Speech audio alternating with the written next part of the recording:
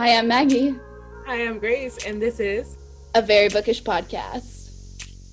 Hey guys, welcome back to a Very Bookish podcast. Today is episode 60, and we have a very, very special guest today. We have the queen, the legend, the nursing god. We have Salma with us today. How are you today, Salma? I'm good. How are you guys? pretty good. Struggling? Getting there. I'm struggling. It's midterms week. I'm struggling. I got spring break, thankfully, next week. I'm happy for you. My spring break is right now. Oh, I'll be fun. struggling next week. yeah. I don't have spring break anymore. I know. Must be nice, you guys. Yeah, sadly. You know what's weird is that my little brother, he had a mid-winter break. So he had winter break at the beginning of the year. And then he just got off of mid-winter break, which was a week off. And then spring break is like later on in like May. That makes sense though. Does it? I mean, I don't remember having that when I was in school. I mean, when you go to like July, I think like if you have spring break like early March, going from like the end of March to like June is pretty long. But if you have like, because we end May 1st, like that week, so we have like a month and a half each side, versus like some kids have like 2.5 months. So I don't know. I was kind of jealous. I never had that. Darn LAUSD. I know I never had that either. But that sounds nice. Anyways. So, Salma, why don't you give a brief background into who you are for our listeners who may not know you already? Yeah. So my name is Salma. I am a book talker / bookstagrammer. I talk about books, especially the spicy one. I'm a nursing major, graduating very soon. Very excited about that.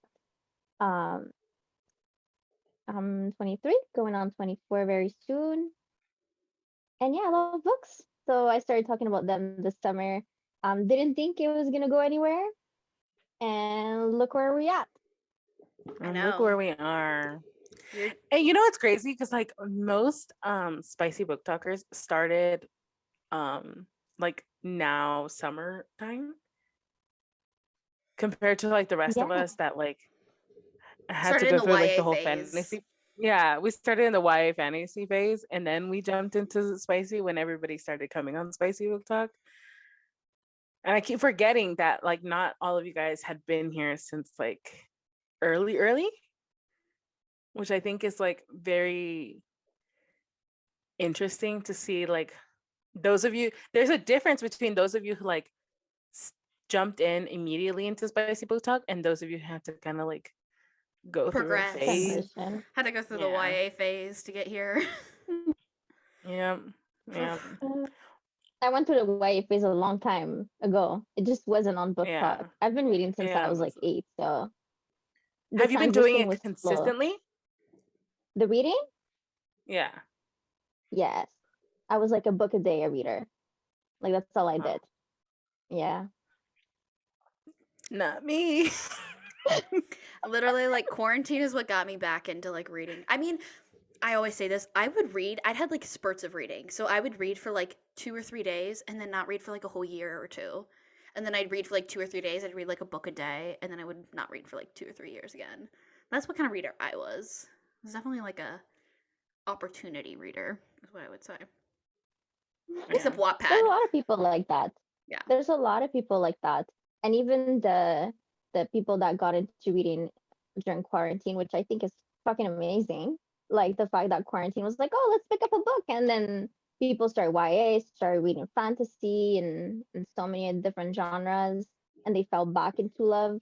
And what can you say? How do you say that? Fell back in love with reading. I think that made more sense. So yeah, I think I love it. Because younger reading was not a thing. Like it was not cool. Like people looked at you weird. Like, why are you reading? That's so strange. but now it's like, why aren't you reading? So that's pretty Yeah. amazing to see. Yeah. And it's crazy to me because like I didn't know what the term book slump was until like I was on like social media with it. And then I realized like that's what all of those like major gaps that I had, those were all book slumps. That's really what it was. But you know, now I'm going in it. But I'm still playing catch up. And I feel like you must have like a backlist of like favorite authors that you've been following for a long time, books that you got you into like deep spicy books, like kind of like your milestone books, because I feel like everybody has those types of books of like, you know, like at a certain point we're reading this type of genre and this type of trope, and then we find something and that's all we want to think about, and so on and so forth. So what would you say was like your first introduction into like the new spicy book world that you're in now? So definitely joining TikTok has like propelled my spicy reading. I would say like I was more of like a YA fantasy girl. I read a lot of thrillers as well. So spice wasn't like the major thing that I read. I'll read it here and there. But definitely going into book talk and like starting my account, I found so many like spicy books. I was like, oh, like it's a thing. I didn't know because younger new adult wasn't really a thing. It Mm-hmm. was like more those like erotica novels, and because there's no like story to it, it's just pure spice. Um, I wasn't like 100% into it as well. I was younger, like a 15-year-old. I was like, oh, okay, maybe I need a little bit more than just that. Um, but getting into book talk, definitely like, whoo, the spice readings that I've been reading, and there's like plot and so many different things. And you have novellas that is just straight up smut, and that's fine. I love novellas. Dude, Oh, me too, girl.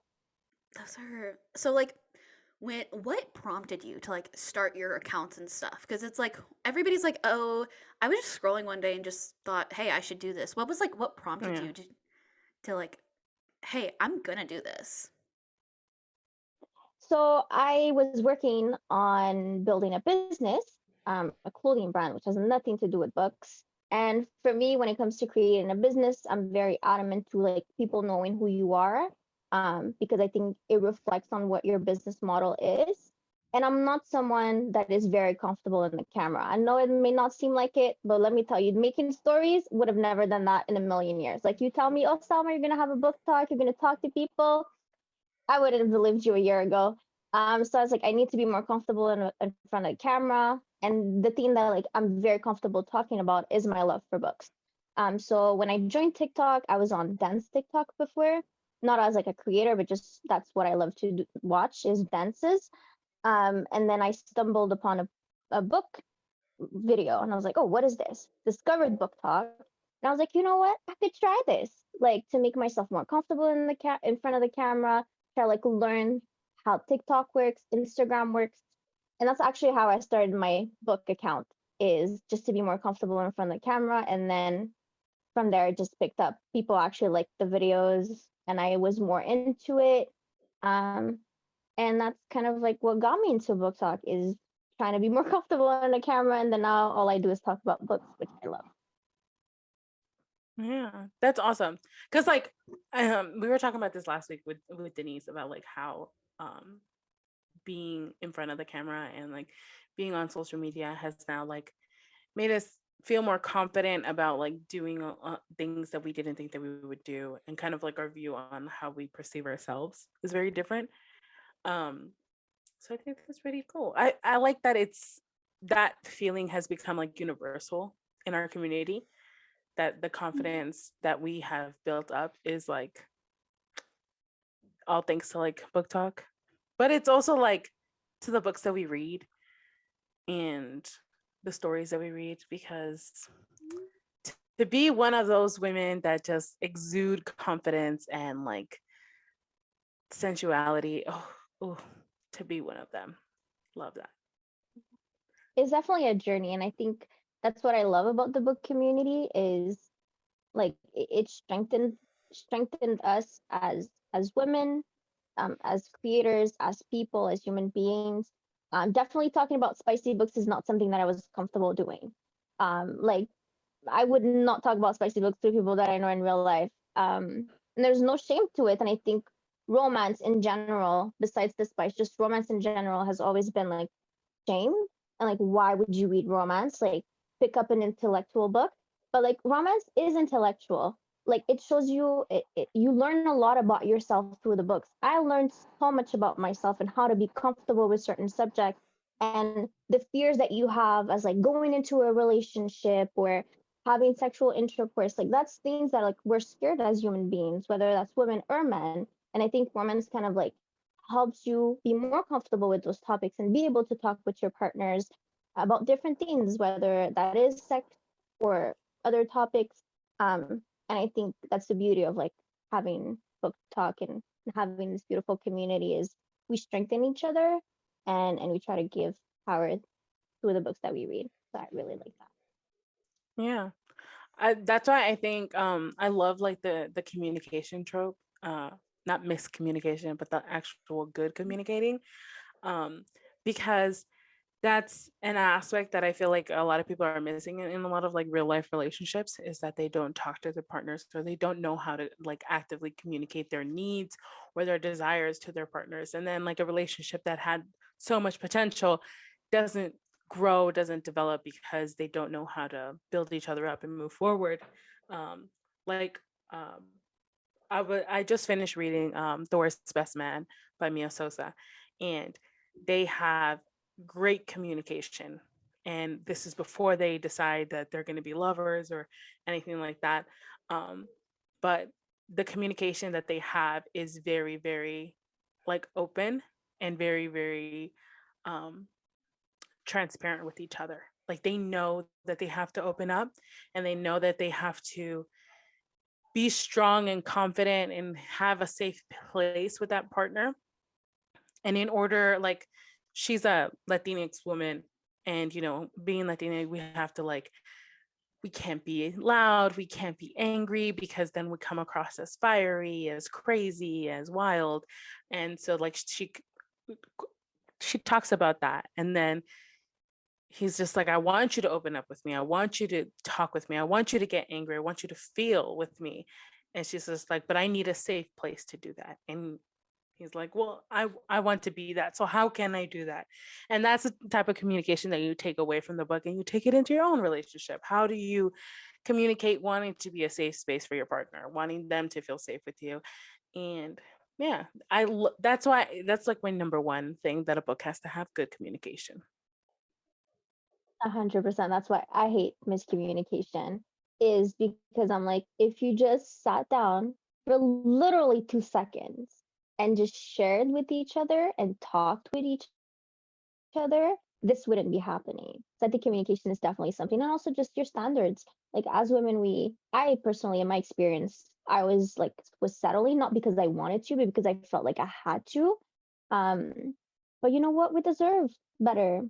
We deserve the best because we give out the best, and sometimes we're not the best versions of ourselves, and you meet someone and they help you become that best version of yourself. And that's why like it's important to communicate and to kind of, like you said, kind of know what you want, and even if you don't, like, that's okay. Hmm. Maggie, do you want to? Sorry, I'm working with Zoom technical difficulties. Um, I mean, we talked about this a little bit with Denise about like how romance definitely like sets that standard and like communication, because miscommunication, I've been working on that like in therapy. I've been like working on like being able to communicate because I fucking hate the miscommunication trope in books. And then I was like looking in the mirror and I was like, that's you, bitch. And I was like, I need to fix that because I would definitely want a boyfriend or a partner or anything. I'll take anything at this moment. A sugar daddy. If anybody wants to like, if anybody is looking to like have a sugar baby, literally all you have to do is pay for my books, my Kindle Unlimited, and then like I'll do anything except like some stuff, but limited anything. Yeah. Oh my gosh. So Speaking of tropes, um, what are some of the tropes that you absolutely like need to have in a book to make it like the best book that you've ever read? What are like your top tropes that need to be in there? There's one that like I love a lot, and that specific trope has kind of like little sub tropes. I love age gap. There is something about an older man that just does it for me. If a book has age gap, I will be reading it. Just I don't know. I feel like again, it's more of like a maturity and a communication thing. I feel like when the man is older, they're more able to communicate, and I want to be taken care of. So like when I read it, I'm like, oh, like I want that in my life. I want to be taken care of. Like I'm very independent. But you always want someone to just kind of like, take care of you. I want someone to cook for me, just say like you're doing a good job. That's all I want. So I definitely love age gap. Um, what else do I love in books? Good communication, like you said. I don't know if it's considered a trope, but like for me, I need it. Because it kind of helps with the building of the relationship, and Yeah. you feel like the characters are closer together when they have good communication. Um, what else? I've been loving recently the single dad trope. It's again Okay, age gap, because but You know what? I single see dad. that. You know what trend I see with what you're saying is that you like mature men. And this is what every fucking woman wants. I think what we maturity. talked about is maturity. And like a guy who's emotionally mature, like cuz Grace, don't look at me like that. um Really? Sounds a like guy who is somebody that you mentioned. I'm cutting this out. I'm cutting this out. A guy who is emotionally mature is more of like a this is what we want and this is what we can see in the future because they talk about like the weaponizing competence and stuff in men is if we have to treat a man like he's a child, we're not going to see him as a man and as somebody we want to have a relationship with. We're going to see them as something we have to take care of. We don't want to take care of you.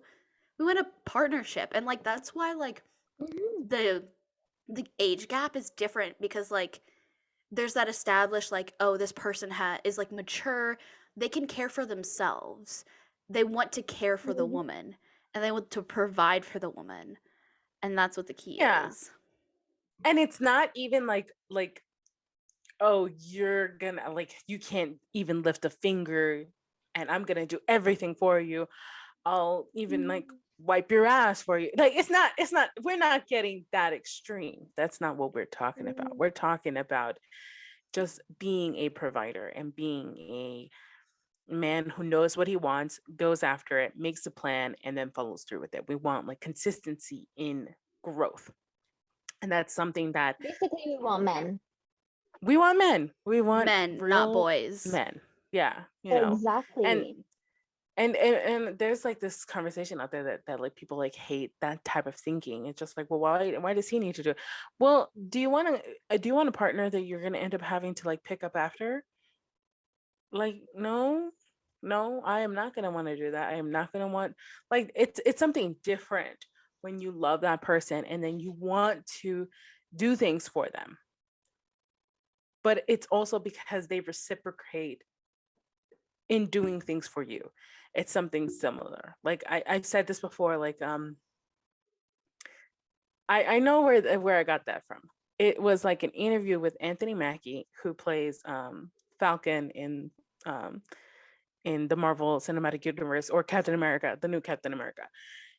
It was an interview that he did on like I think it was like the Wendy Williams show. I don't know what show it was, but he was talking about like having a partner and a woman, and then she was just like, so when you come home from work, you're expecting like your girl to like what make you a sandwich and just like bring it up to me, and he's just like, hell yeah, that's what I want. And then he was saying, and then she was just like, but no, that's not how it works. And he's just like, well, hold on.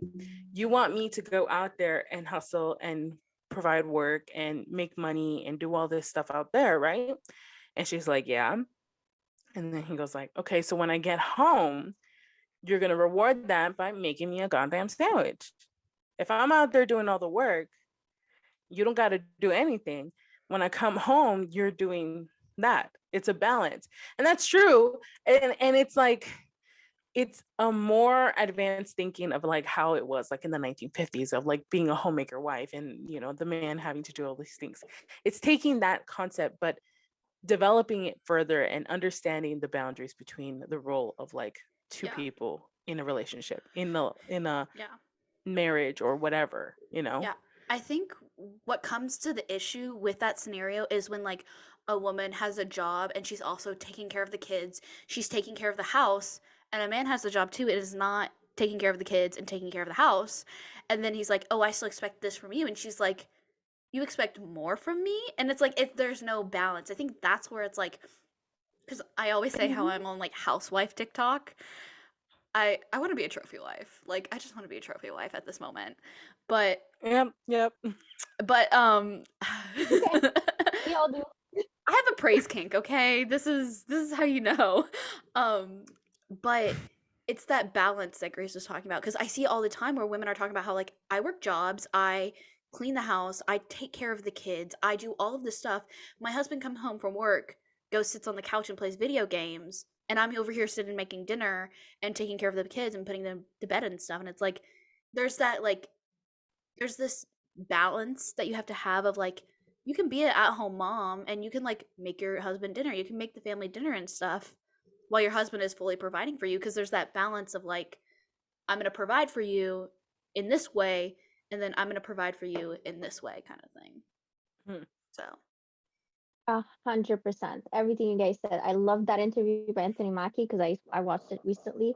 Um, the one word that like comes out a lot is balance. It's you need to know between each partner what are you providing in this relationship, what are your needs, what are your wants, what can you do for me as much as what I can do for you.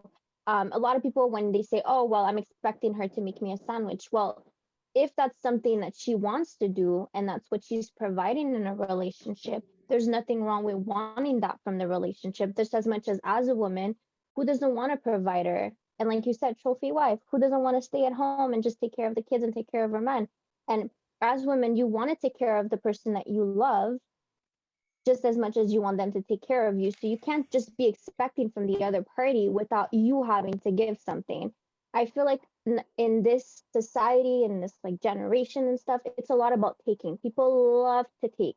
But when it comes to giving, not a lot of people are willing to give.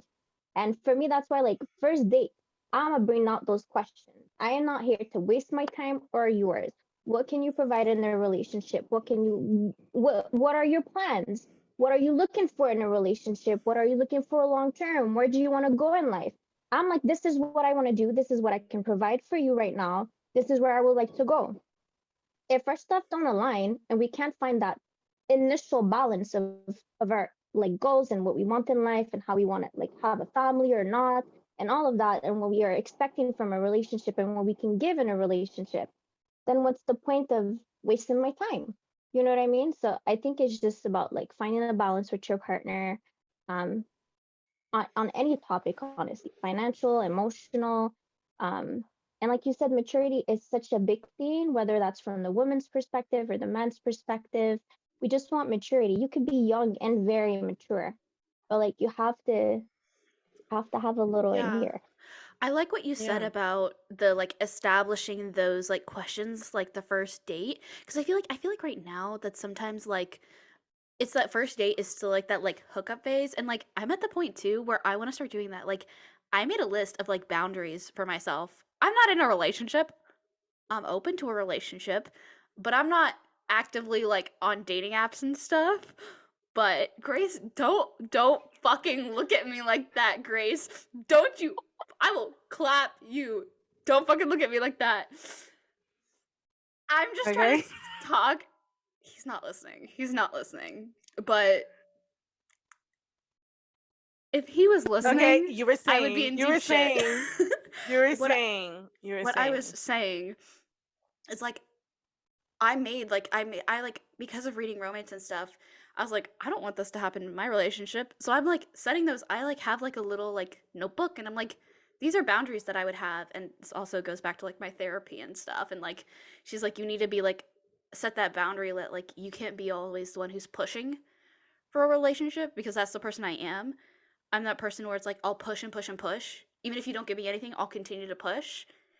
And I'm not doing that anymore. And so I set up like boundaries and stuff. And I'm like, this is why I read romance. Yeah. And then like there's so many things that like that romance like teaches you in like aspects of like who you're attracted to and what kind of guy you want and blah blah blah and what kind of woman you want to be. But it's also like, well, what's too much? What's a hard no for me? You know, for some people, if he's overly invested to, obviously like stalking, yeah, we know that that's a no. But do we want a guy who's attentive, who pays attention to us, who knows that we like this order of iced coffee in the morning at this time? Yeah, that doesn't mean, follow us around in a car while you do it, but No matter how much I love be stalker attentive. romances, like don't Be get me attentive. Don't wrong, want that in a your good life. a good stalker, like a good bi person virtuosos. Oh, mwah. Do I want that in real life? Fuck no. If I see a guy following me, this bitch, I'm about to dial 911 and be like, You. I'm gonna be like, who the fuck do you think you are? I'm gonna just pull out my like Kalashnikov and be like, Yeah. come at me, bro. Yeah. See, it's not the specifics in dark romance that we like. It's the overarching theme. Concept. There you go. Yeah. The It's the concept thing, of it. like when we talk about like, wanting CEO billionaires or like, mafia man, do we want somebody who can like just hand me their black card and like, just go ahead and buy whatever you want? Yeah, sure. Is that realistic though? Not really. I would not feel comfortable doing that. Some women may, me not so much. Would I want a guy who's willing to like kill for me? Oh, Yes and no. Yes I and don't no. want you to be in jail, Yes but and no. Figuratively speaking, yes. Literally, no. Maybe with things you could say it to me. It could be like, I swear to God, if he looks at you one more time, I'm gonna. Yeah, it's I will be in we trouble for want you that. to be Don't protective. actually Yeah, do it. Yeah. yeah. It's Because more then that's a about like, actual red flag. It's like a no. If you're that's a aggressive, that's a hell no. that's a I do not want to become one of those documentaries on Netflix about serial killers and like, I don't want to be that. So let's take it down a couple notches. Let's understand that is an instant where words are bigger than actions right there. yeah. Actions. That's the one moment where words And are I enough. just love the words. No actions for that specific thing. Yeah. Exactly. So we've talked a little bit about your like tropes and stuff that you like, and we've also obviously divulged into other topics, but bringing it back to books and book talk, this is going to put you very much on the spot. Who are your like top 5 authors that you will always recommend to people? Oh god. Okay. I'm gonna start with QB just because I fucking love that woman. As a human being, she's amazing. As a writer, she writes one of the most amazing spies I think I've ever encountered. Like literally, John the Floor engraved in your mind will stay forever. And she gives you stories, and from time to time, she'll throw in a plot twist, and you're like, "Oh, you're giving me plot on top of spice? I like that." And also, her books are short, so she never goes wrong with that. So I'd say QB, Dear Simone, just everything about her books are immaculate.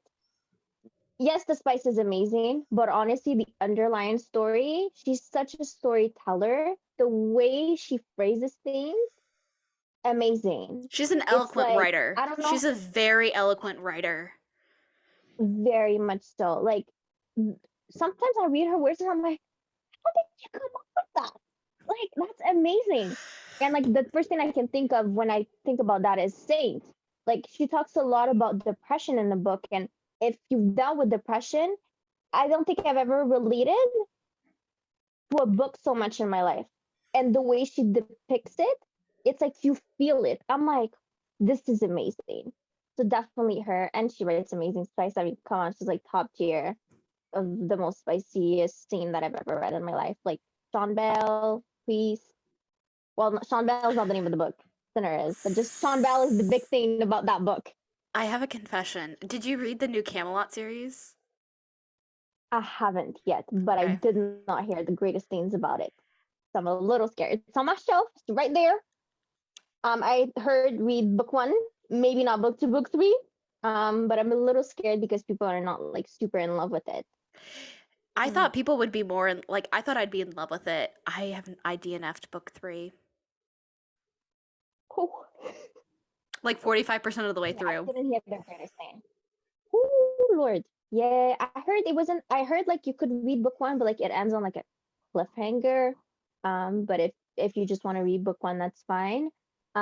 Because I think people were kind of like me when I hear New Camelot series, I think of something specific, but apparently it's not that at all. So I was like, oh, so I don't want to read them yet because I love the like pre-series so much, and I love Sierra Simone that I don't want that series to like kind of taint Yeah. my love for her. So I'm like Yeah. pushing it back a little.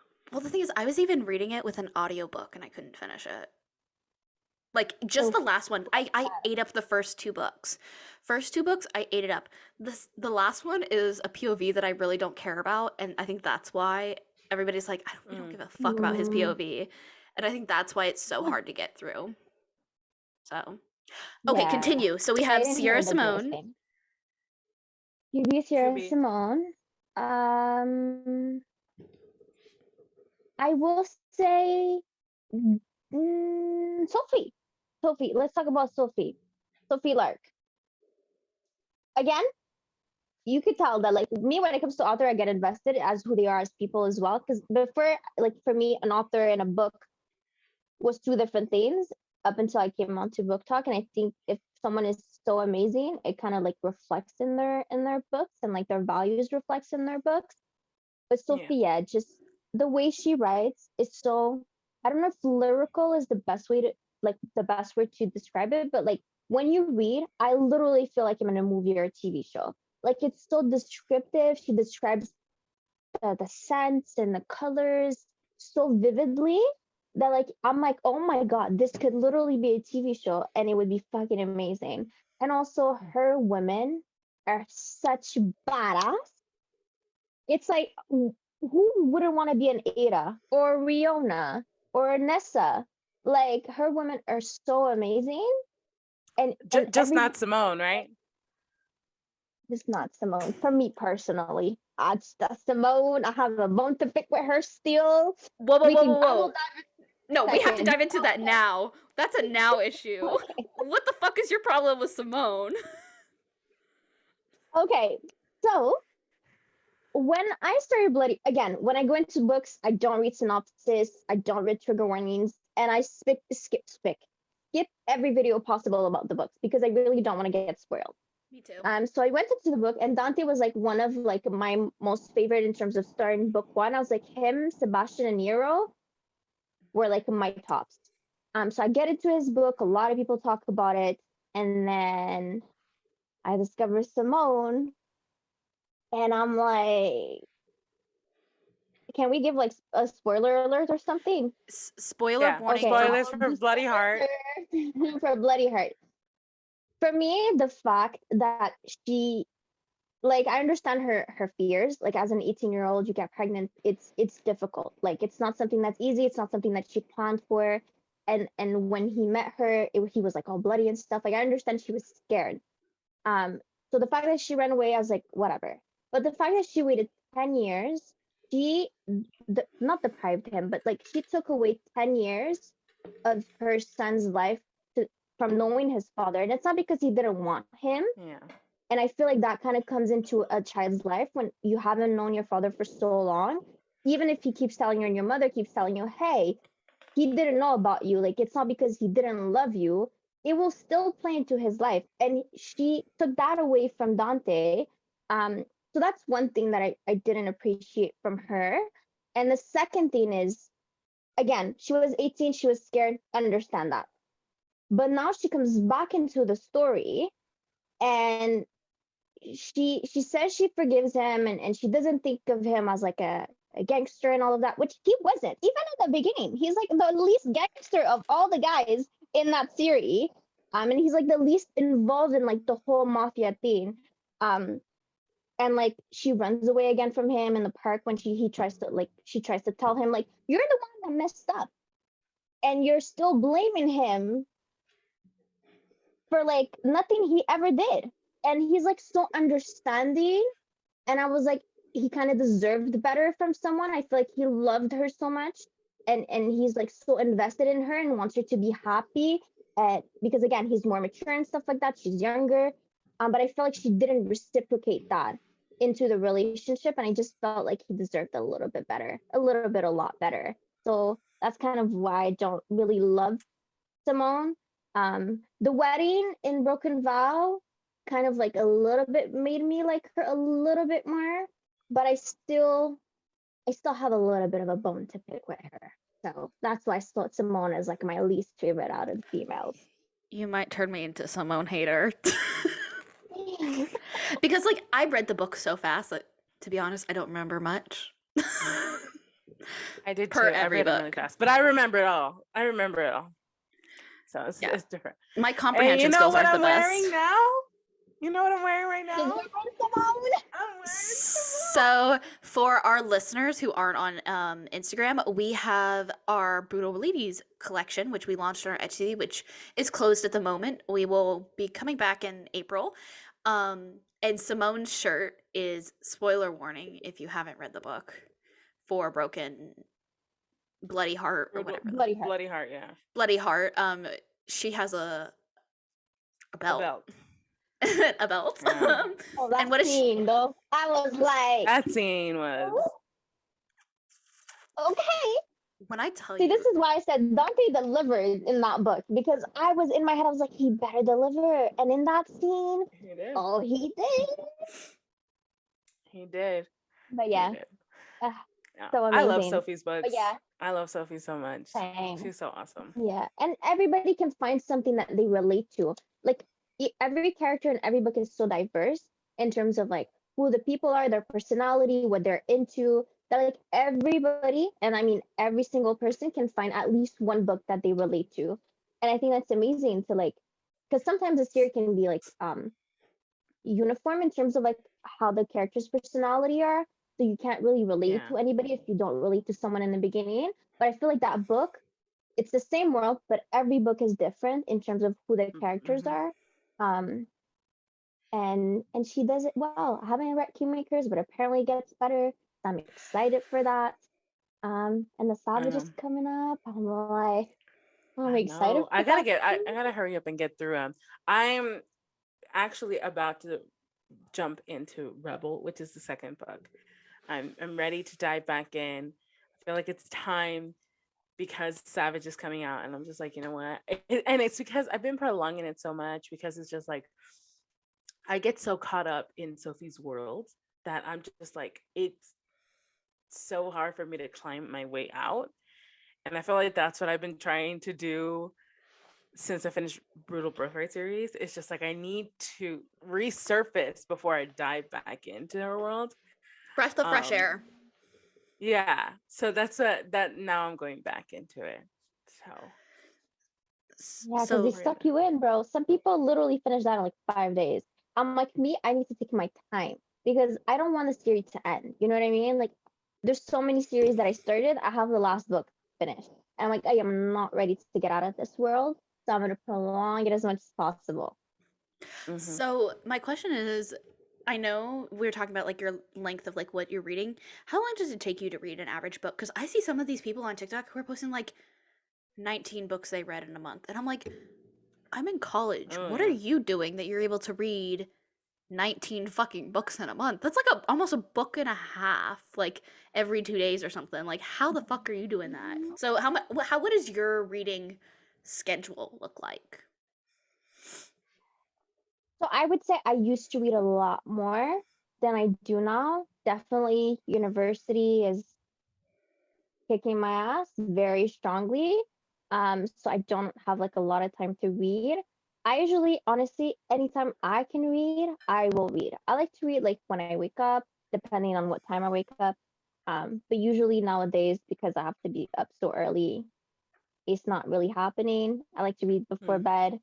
Again, when you get home after like a 12-hour shift, it's a little rough to pick up a book. So honestly, audiobooks, Yeah. especially when I'm in clinical rotation, have been lifesavers because I drive so much to and from the hospital that it's like, it, what am I doing? I don't want to listen to music, so I read, and it's amazing. So I was able to like get through a lot of books through audiobooks. And like I said, anytime I have, I will read. My Kindle is always on me. Like on my vest Mm. at the hospital, there's a little pocket. My Kindle is there because if I walk to a patient's room, I'm reading. Walking out, I'm reading. Going to another unit, I'm reading. Going on break, I'm reading because I literally don't have time to read. And honestly, you can read whenever. I'm making a cup of tea, I'm reading. Trying to cook a little something before I leave, I will be reading.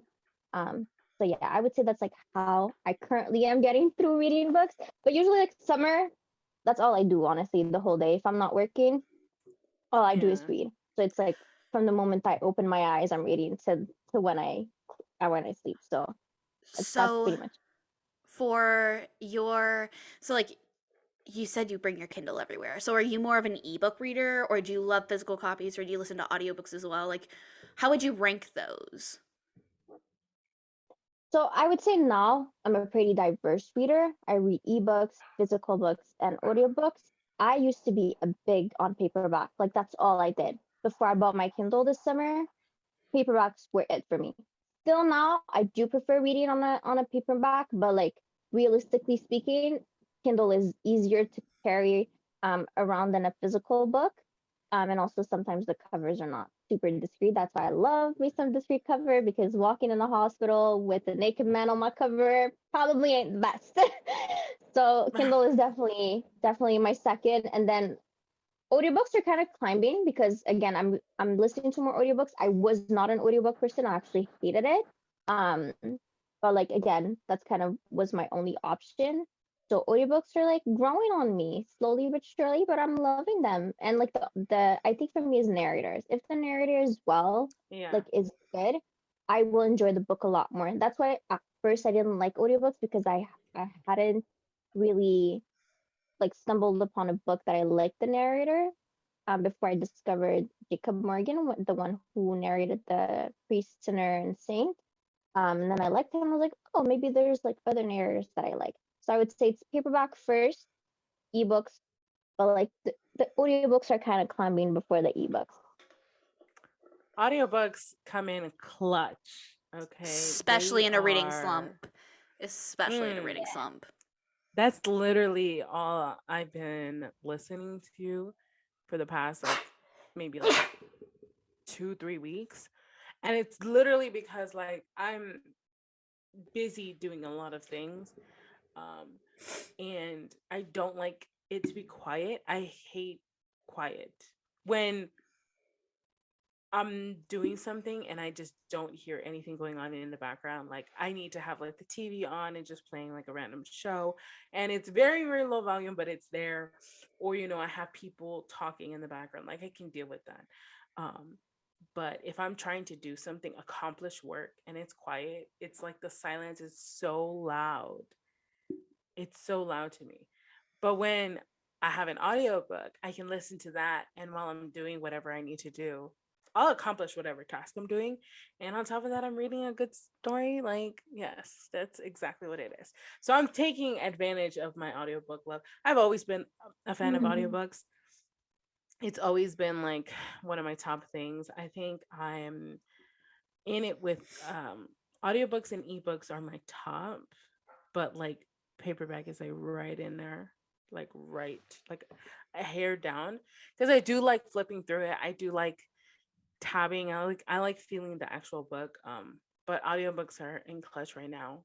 That audiobook sale on Audible, I am buying so many, and they're all like $5, and And then usually I can audiobooks are like use them. yeah, yeah, that too, that I too. haven't I Yeah, haven't listened Um, to her audio. I haven't 100%. listened to her Audible I've book never though. used Audible. because you have to pay and stuff, and I'm like, so Scribd Yeah. is like is coming through for me with the unlimited bucks. Oh yeah. And it depends. Like, there are some that you won't find on Audible, and then you'll find them on like Libro FM or like Script. They're different. Like I'm on like Harper Audio's like influencer team. So I was able to get like the Audible the audio book arc. I don't know what that counts as, but the early release of the audio book for Hook, Line, and Sinker, and that was through Libro FM. So I'm on all three of them, honestly. And on top of that, I'm using my library too. I'm all Oh, that's over pretty the good. place. Yeah. That's good. Listen, wherever you can get them. But the good thing is, like in the US, when you like, let's say, borrow a book on Kindle Unlimited, sometimes they'll have like the free audiobook or they'll like Yeah. be discounted.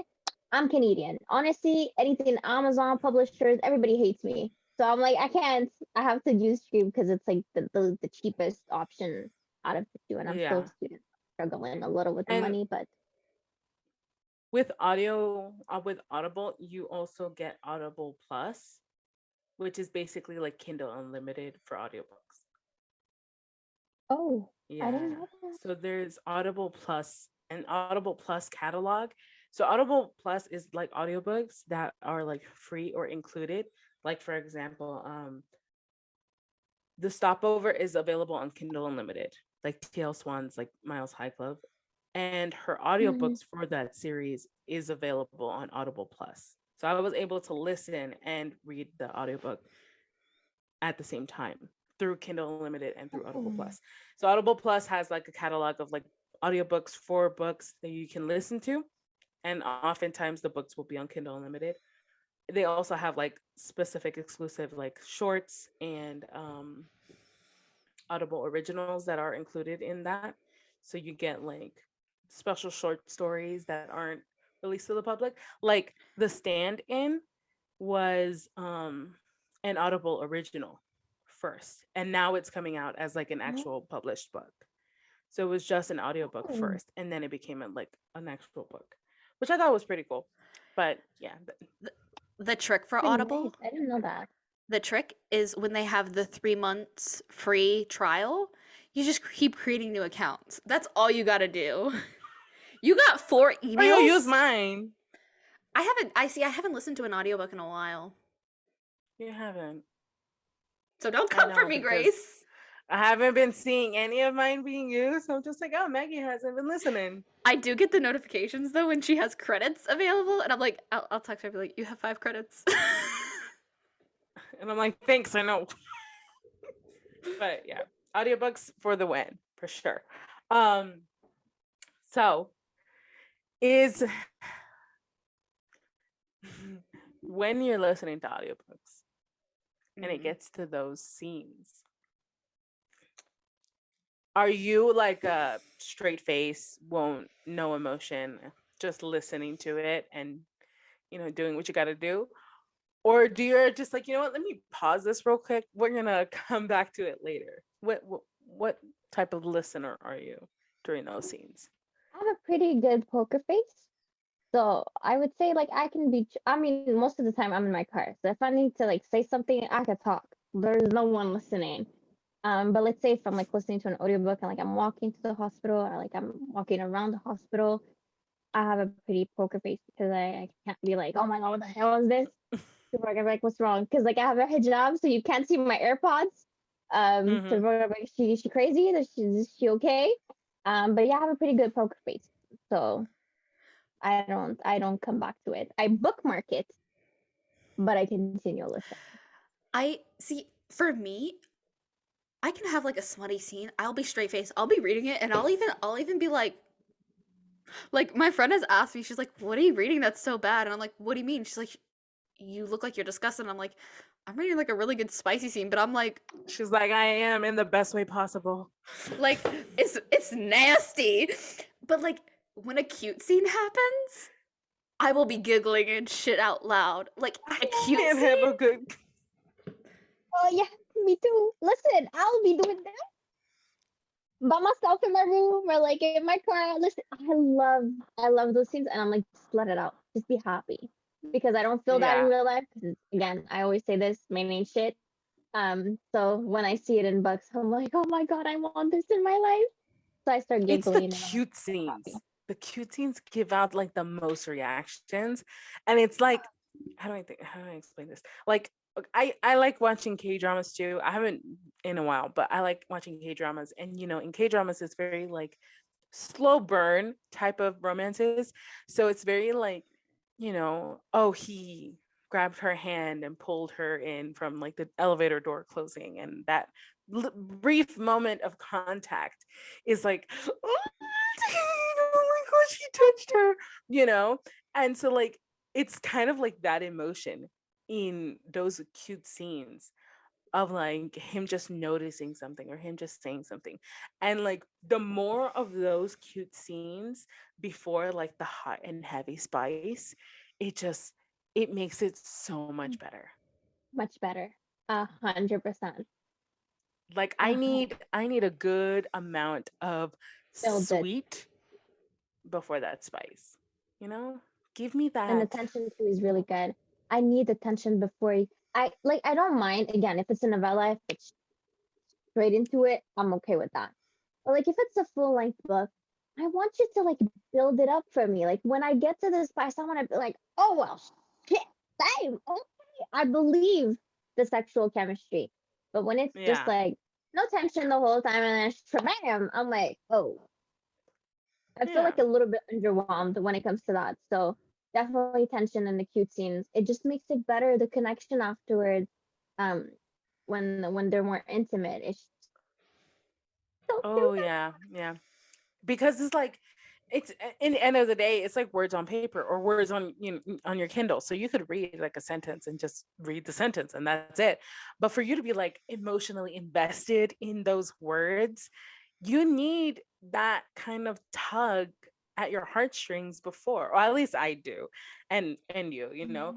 um and like it's different like if we're reading like a smutty novella, that's great, like because it's going to jump right into it. But then like I recently read Your Dad Will Do, which is like the stepdad, the ex's Yeah, I stepdad, read it. the ex's dad, the ex's Mhm. her ex And fiance's your dad. boyfriend's ex dad, no, ex boyfriend's dad. Yeah, yeah, That's yeah. the show. Ex That boyfriend's one. dad. And first like chapter we're in it, and the chapters after that, and it's like every, that's what it's a short novella, that's what it is. But then there's like, at that 75% mark, there was so much cuteness happening right there that I was like, oh my gosh, I need him to come back. Just tell each other that you love each other, in this short novella that's like super spicy and super smutty, but then like you got it, like it got me emotionally invested. So like if it has a couple of cute scenes, you got me. And it doesn't need to be like first, like, we have those books that are like one night stands or like, like whatever, usually one night stands, and it has that in the Mhm. beginning, and then we have the sweetness after, and the tension. So it's fine. I just need some in there. Yeah, I I need to be understand the emotionally pure. invested in my stories and my characters. Like I need to believe in them. Like I want to be the one rooting for them. Like oh my god, I want them together. Because if I don't have that, then I feel like I'm just reading words. Like there's no, I don't feel connected. That's why for me, like when it comes to, I'm very very much of a mood reader, and I'm not a DNFer, but I'm a pause booker. I don't know if that's the Mm, term, but I pause books a lot. And if it's like after a certain while, you're not hooking me in, there's nothing, like I don't feel emotionally invested in the characters. I'm like, I don't want to DNF you because like the story kind of like is good, but you're not pulling me in. I'm not like their biggest cheerleader, and if I'm not, the story kind of falls flat for me. So definitely emotional investment in the characters is very important. oh yeah. And then plus points if I'm emotionally invested in like the side characters too, because then it's just like, oh, you got me. Like I'm in it. I'm in it Yeah, for like the next 3 books. Like, what else you got for me? You know?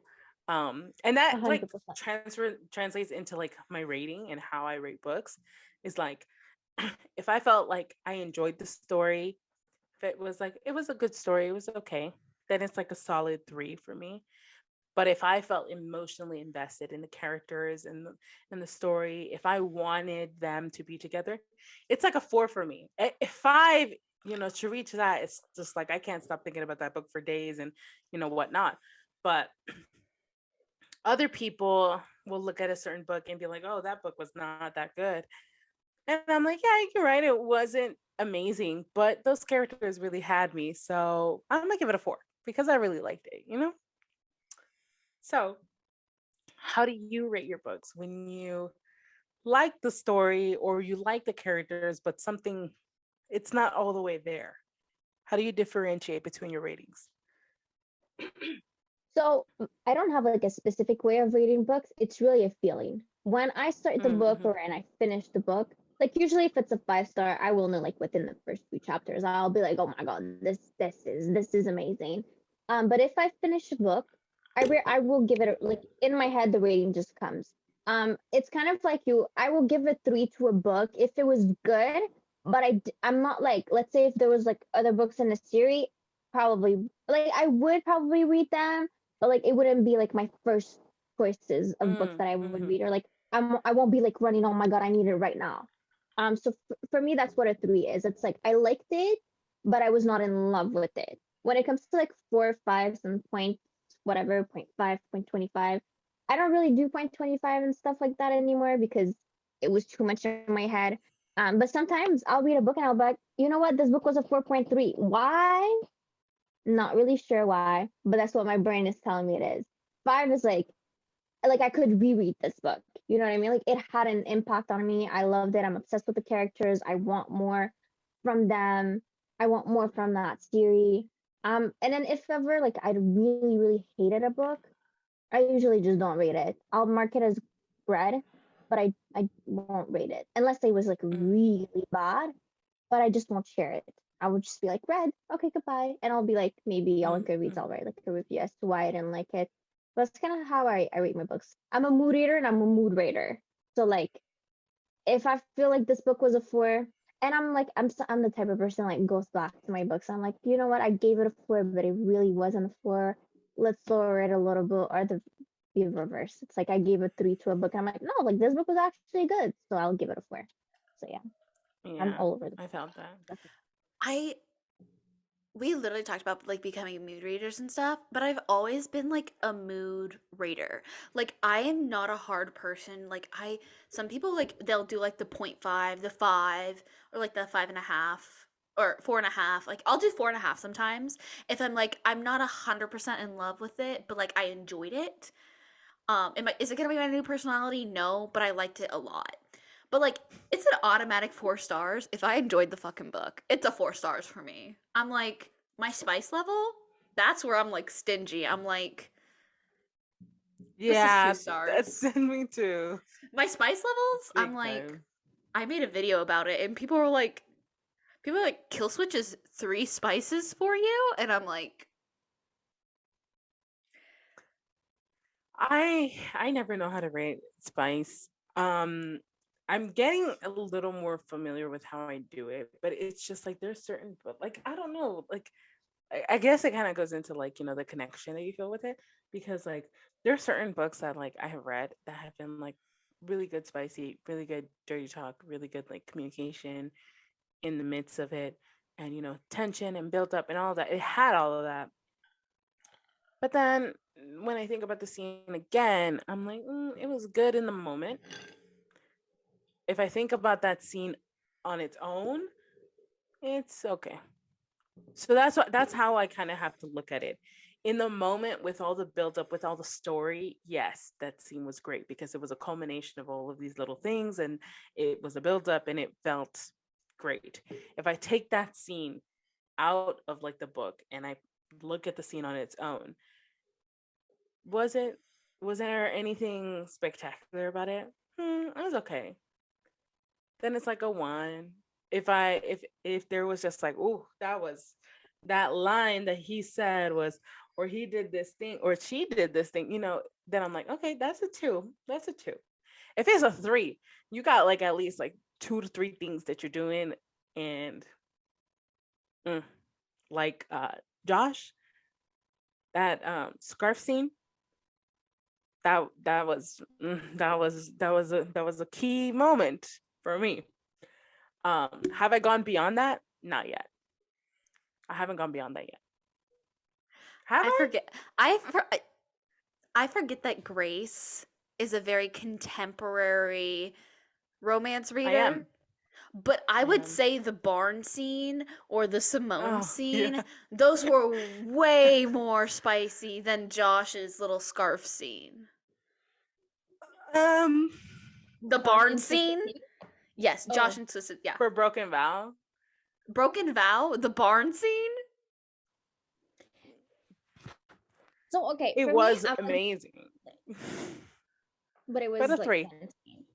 Yeah, it was. like Yeah, it for was me, one scene. 3. yeah, for me, I'm a better spice rater than I am like a star rater, just because I've read so much. Like for me, Yeah. like I know where, like again, my spice rating is very different from a lot of people, just because Mhm. I've read like 5s and more. I was like, oh my Yeah. god, this was whoo. For me, it's like it's all about frequency, how you made me feel, and if there's any kinks in the book. Sophie's books, I would say for me, are like between a 2, 2.5. I haven't read yet something that I was like, okay, like this book was a 3 for the spice. Because like the thing about Sophie, she'll give you emotional connection, she'll give you great spice, but it's very infrequent. Like it happens once, twice, maybe 3 times in a story. So the Barton scene was phenomenal. It was great. The lake scene, The great. lake scene was. For me, the lake scene made me feel a little bit more than the barn scene, but I It think the did. barn scene was kinkier, so like it like stands out to a lot of people. So that if you take just that scene, I'm like, okay, it's like a 2.5 ish. But then because it's like just one, there's like 2 or 3 scenes in that book that I can remember. Yeah.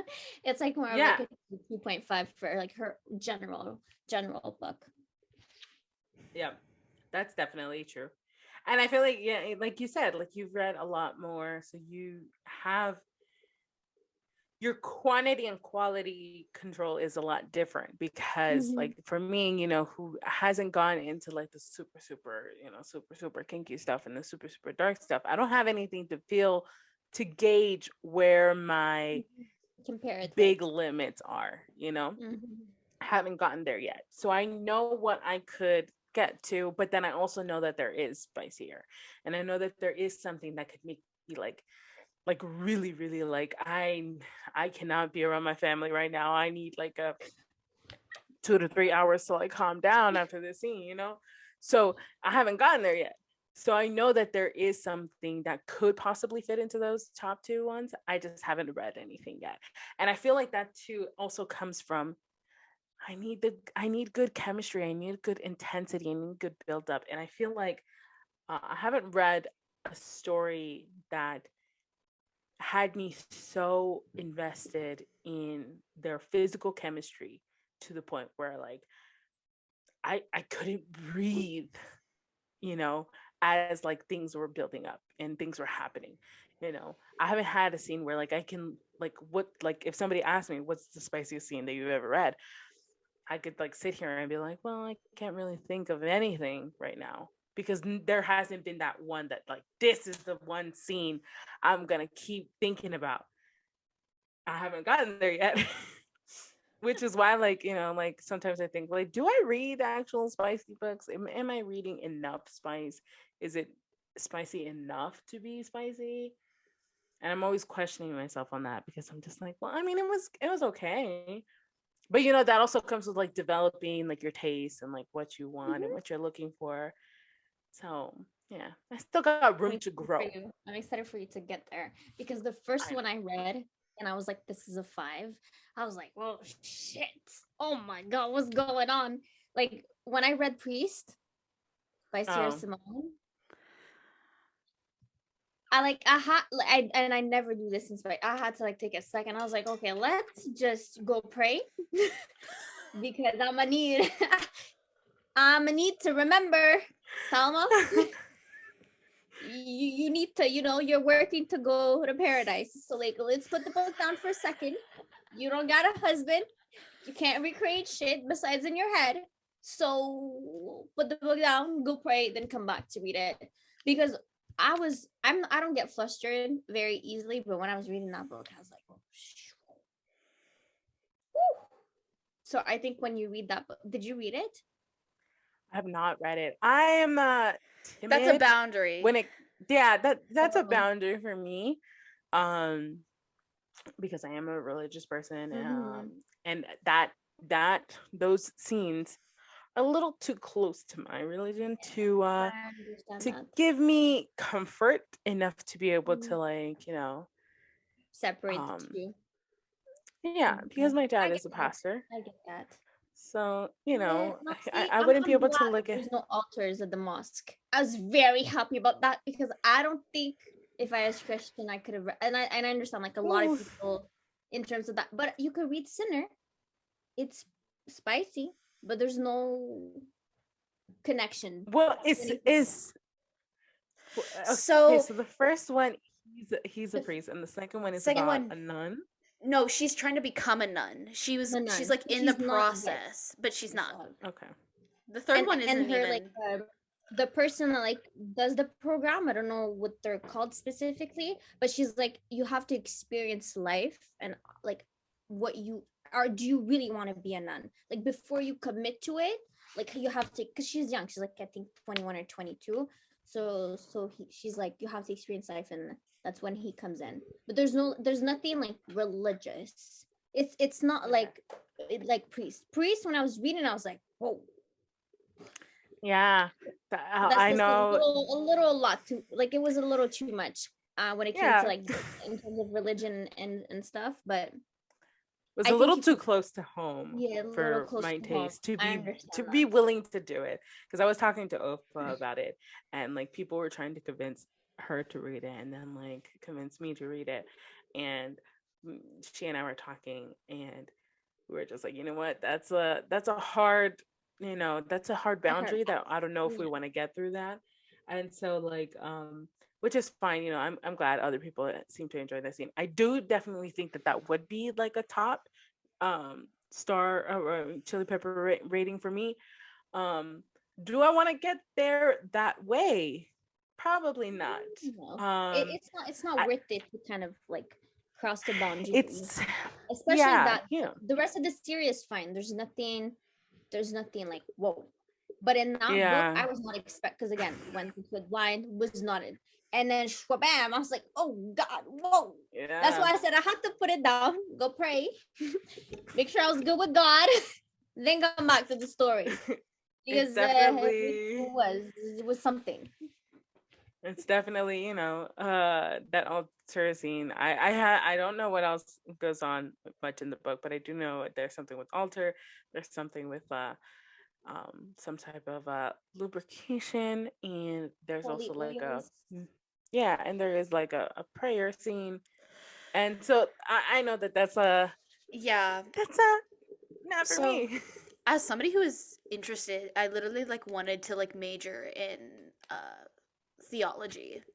What I noticed about Sierra Simone's book is that yes, this is a priest, and but she still has this distinction of you can serve, like, I'm not religious, let's just be clear, but like I analyzed this book so fucking hard in my like review, but I talked about how like there is this like underlying theme of like there's more ways to serve God and like to serve your religion than like being in like part of the church or part of like the monastery or whatever. You can like living life and like doing things through life, you can serve God and stuff. And that's kind of her like overarching theme, I think, with a lot of her books, is she does incorporate religion and like as somebody who's not religious, I still really enjoyed it, because it's like I can look at it and respect it, and it's like that's why I like her books. Is like, I mean, I go to Catholic, I'm in a Jesuit institution, so like Catholicism is everywhere around me, and my grandmother's Catholic. But that's something that I noticed about that series, is that like in each book it's that overarching theme of like there's no one way to serve God kind of thing. And I feel like that was a very important message within that series. That is very true. A lot of people draw that from the stories. She's not like disrespecting anything. She's just like trying to show and also like sex is very taboo in our, it's more like a community thing than a religion thing, because God never shames sex. There's boundaries around it that we need to respect, but there's no shaming. And I think that's why, and it's more like a community thing that like sex is taboo, you shouldn't talk about it, da da da da da. And then she shows like a way of like being comfortable talking to your partner about certain things. So for me, those books, even though Priest was very very out there in terms of merging religion and the spice, like I learned a lot from those books in terms of like sitting down and putting those boundaries with your partner and talking about them and what you want to try, what you don't want to try. Literally, Sinner, the whole book, I'm like, I will be sitting my husband down, making him read the book. We're going to try some things, and then we're going to talk about like what works, what doesn't work, what you want, what you don't want. And it's just that for me, those books have like a, yes, obviously the spice is great and stuff like that, but there's like an underlying love story that comes into it, and like communication is very strong in those books. Besides maybe the first one, there's a lot of like, I guess, miscommunication, but the second book though, the communication was great. Like, dude, I okay, I liked the second book better than the first book because 100%. one, it was longer, and two, it wasn't as taboo, I feel like. And it also wasn't, I don't know, it felt, I live in Kansas City. So my parents live in Kansas City and stuff. So it's weird reading about this and I'm like, what the like, I know exactly where this is. Like, I live on this street that's like 2 blocks down from this. So I had the idea of when I go to Kansas City to bring the books with me and to take a picture of them with the skyline. Just be like, or go to the exact town from Priest because it's on the way and be like, Sierra, here you go. Hello. But yeah, I mean, did we ever finish what your top authors would be? Of my favorite authors? Yeah, your favorite authors. I think we only got to 3. We got to 3. We got to Sophie, and then we Sophie. diverged. And then we so much mess over the topic. So you want me to continue on that? Yeah, I want to at least get your top 5. So we have Sophie. All right. So I said QB, Sierra, Sophie. I'm trying to. I would say like Gianna Darling. I've been reading her Fallen Man series, and what I appreciate about her writing is I'm usually not a flowery, like I don't like flowery writing, but she does it in such a beautiful way. She's very poetic in the way she writes. She uses prose and everything like that. And I really enjoy like her stories, and her character buildings is great. She like gives you a little bit of plot here and there. And she builds her characters so well that like you remember them like very strongly, even if you haven't read the book in a while. And it's definitely books that like you can go back to and reread. And again, she gives you diversity in terms of characters, who they are, the couples are different. There's nothing like that's very similar, because I feel like that tends to happen a lot in series, is like you'll have another couple but like it's very similar to another one. So I appreciate that like each character is distinct, each couple is different, and her writing is beautiful. Like I think she's the only one that I've ever read like a poetic writer and I was like, okay, I like this, because usually I don't really enjoy that. But her writing is very different and I really really like it.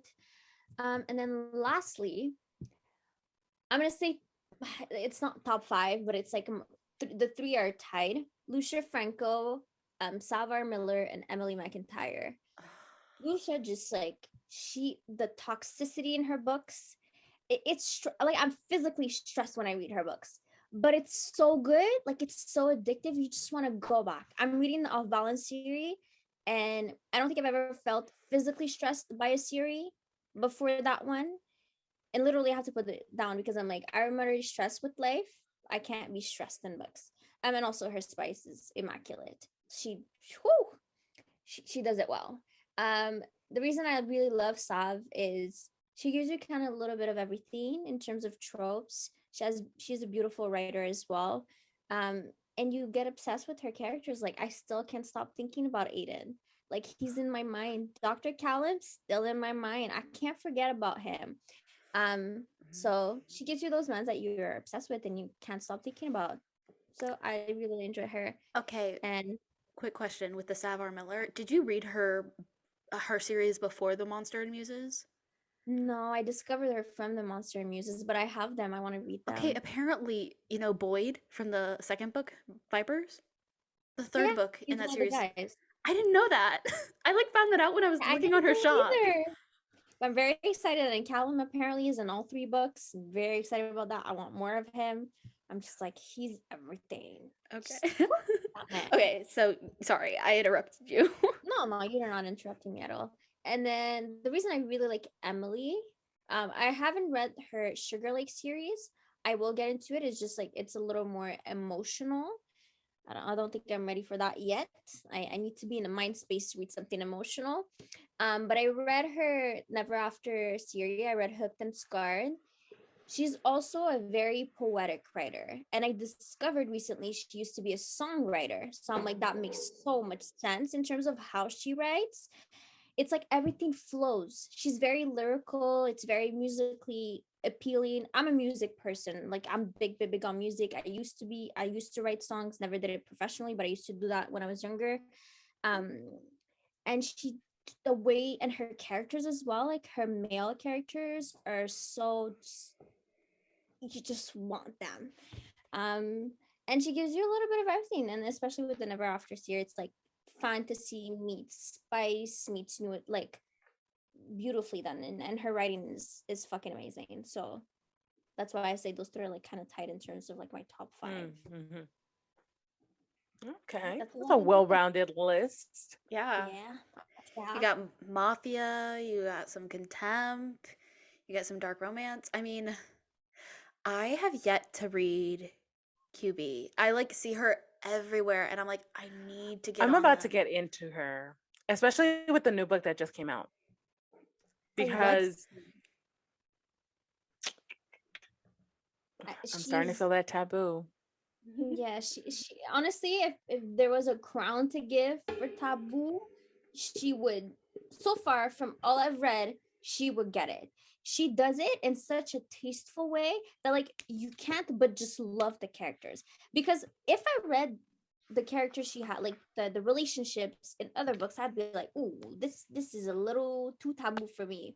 Well, not really, because I've read a lot, but in terms of like general taboo-ness, I guess. Yeah. It's very out there. She really pushes the limits, but it's like she gives you that emotional connection in the backstory of the characters that you're like, but like I believe in their love.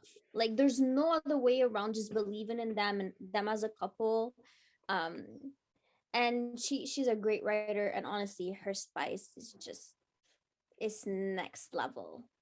You'll see there's a trend in terms of what she likes in terms of scenes. They will come again, but they're so great that you can't help but love her. She's in my book, my husband box book. That's what I call it. That she's the first one that ever was like, oh, I'm gonna make a book, a box with books for my husband when I get married. He's gonna sit his ass down, read them. He can annotate if he wants, and then he can come to me, and then we can discuss. It's a pretty good way. I mean, yeah. I'm in like a reading slump at the moment. I'm also very busy with school.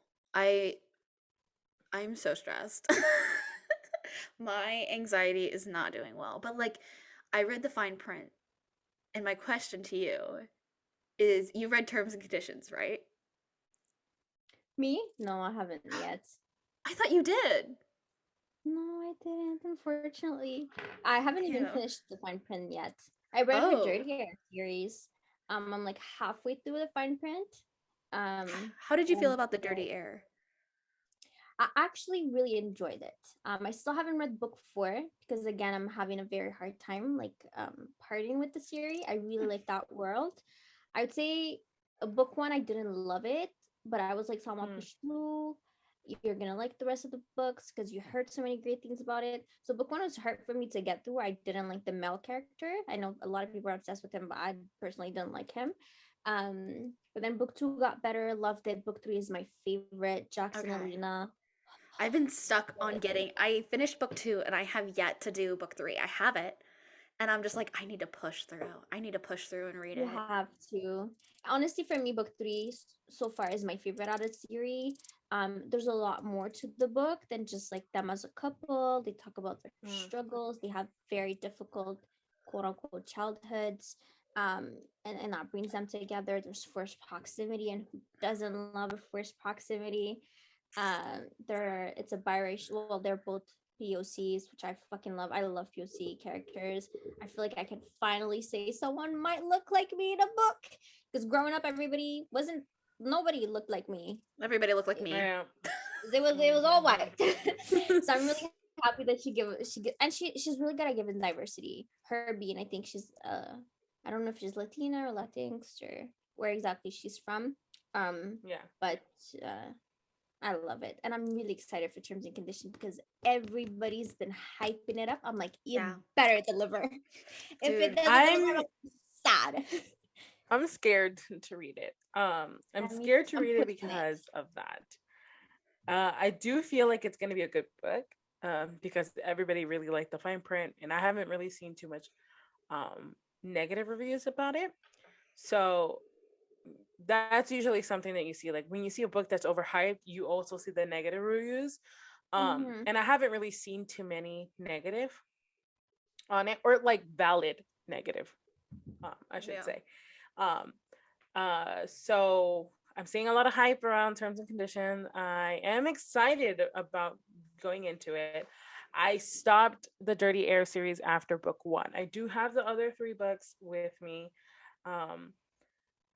I didn't like the writing style of the first one, but I do realize that the writing style developed and changed in the books that preceded it. Fine so print. I do want to go back into it.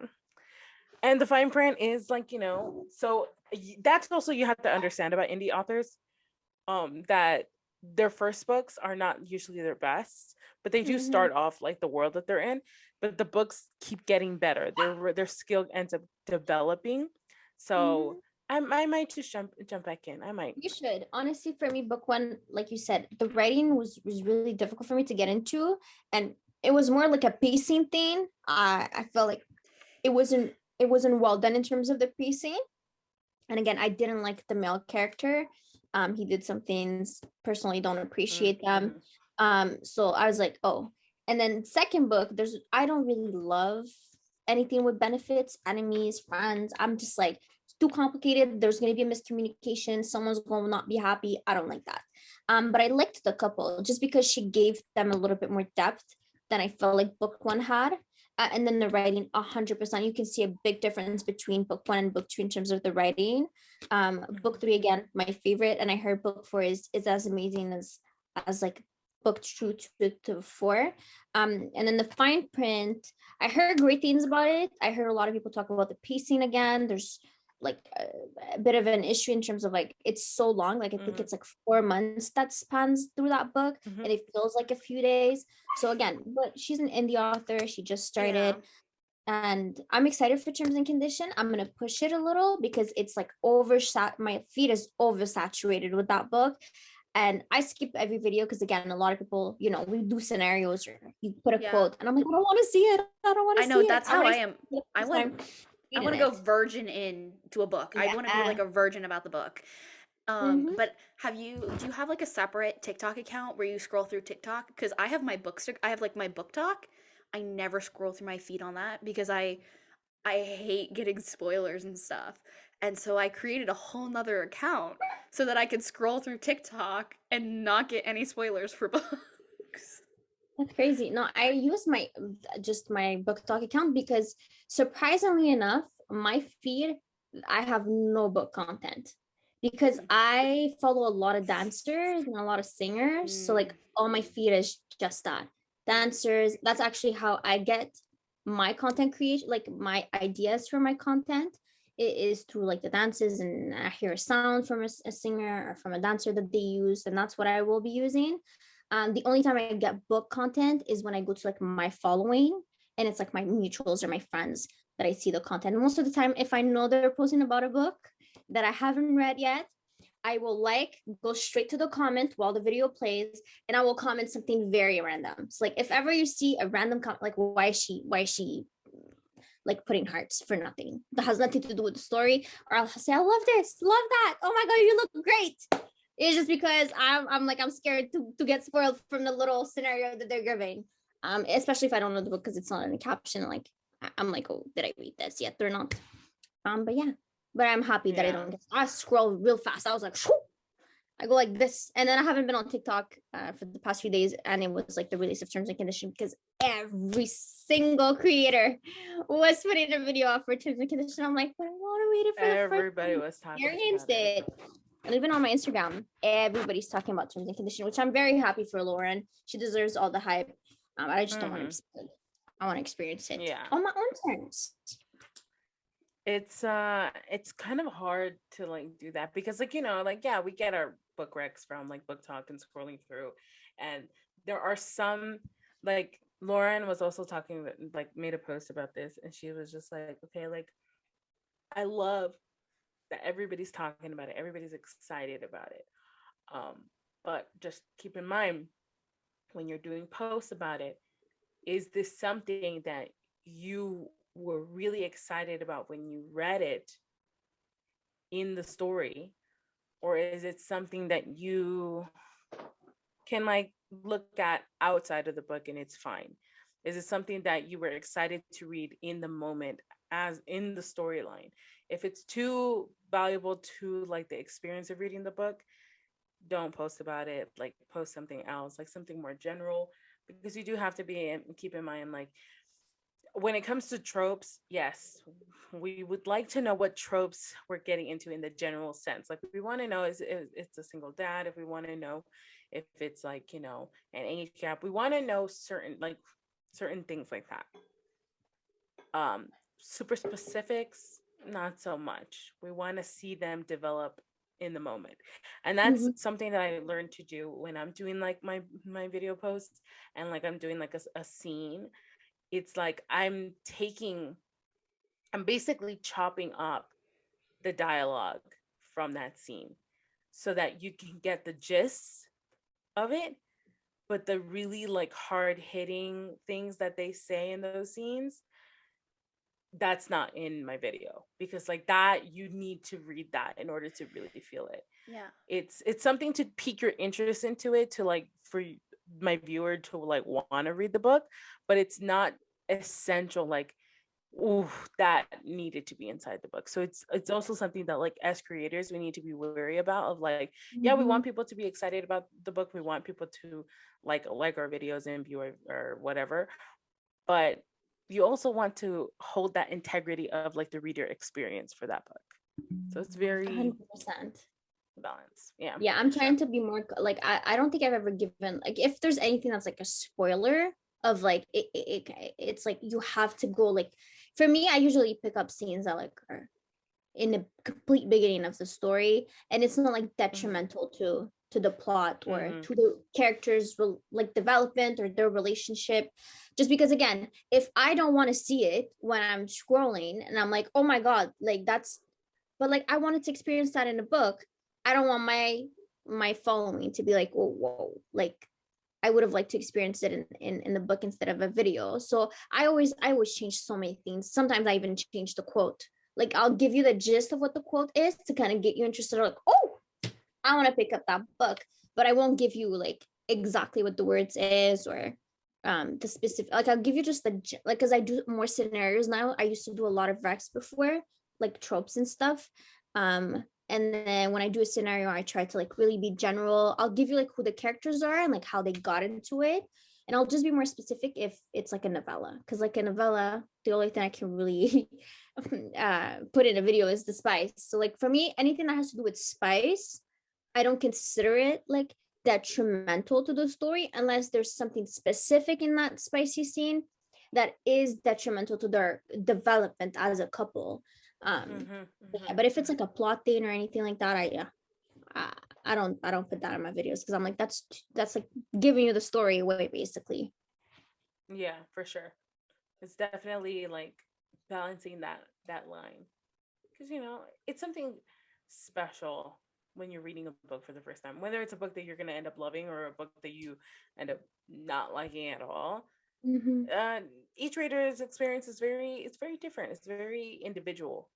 There's some books that I really enjoyed and other people do not, and that's fine. And it's not to say it, like, what's that sound that's like trending right now, like, oh, do you see how easy that is, or like, wasn't that, oh yeah, it's a Taylor Swift song. It's like, hey, it wasn't that easy or something like that. I know what you're talking about. I'm a Taylor. I listen to Taylor Swift. I should know. Yeah, I actually think I have the sound. I'm trying to like remember. I'm like, I know this because I saw like a bunch of like, hey, isn't this easy? Now you whatever. Isn't this easy? Oh my god, that trend on TikTok. That trend. It's just like, it's like, like, if you see a video pop up about a book that you did not enjoy, keep scrolling. Keep scrolling. I need input in this. Especially when you're like super happy, you're like, oh my god, I love this book. It's so good. Yeah. And someone's like, well, it was really shitty. Well, great, thank you. But I didn't need to know that because I'm just telling you I like it. If you don't like it, that's okay. That's what Goodreads is for. I had somebody comment about that. When they were like, when I had somebody comment, they were like, the series was trash. I was like, thank you for your unwarranted opinion. I was like, I don't care. And I was like, I like the series. Thanks for your unwarranted opinion. I don't care. That's what I've been responding. Or they negate you for like having like a book in like your lineup of like top reads or like your top boyfriend or whatever. And it's just like, they're mine, not yours. My tops. If you want to talk about yours, make a video. Like, nobody's stopping you from it. And it's like, people are so quick to like just hate in comments and say, oh my god, I can't believe it's me that, oh my god, I can't believe you liked this. Well, babes, yes, I did. If you didn't like it, that's okay. But those are my tastes. That's why it's called my account, my videos. I'm giving you recommendations. If you don't like them, that's okay, babes. Like, there's nothing wrong with that. Everybody has different taste in books. But it's like, I didn't want it. I didn't want that opinion. Yeah. You can keep it to yourself, my love. Didn't need it. And like, there's like that. I really don't like the view of like certain people like needing to like voice that opinion. It's just like, you didn't need to. Just shut the fuck up. You didn't need to.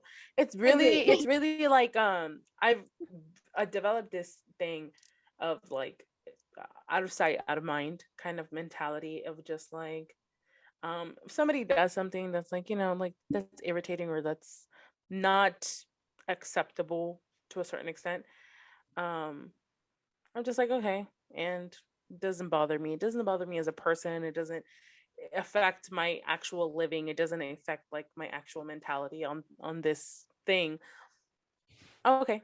And whatever. Like, there was a thing that happened a couple of days ago, and my friends told me about it, and they were just like, are you okay? How do you feel about it? Do you want to talk about it?